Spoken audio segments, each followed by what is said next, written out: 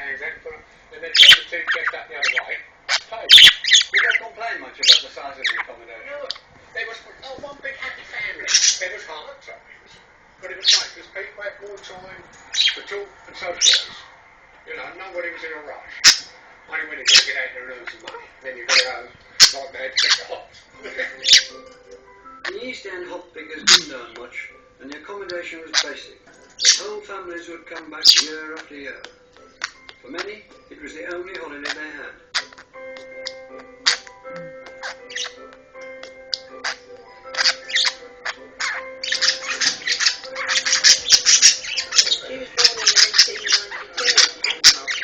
Oh, come on. Joyce Dudley Sheffield is one of 4 generations of hop Look, pickers. look, play with this. There you go. Play with it. Here she is as a baby. Her fond memories of hop picking stretch back all her life. My uncle had a transport business, so we'll come on the back of a lorry.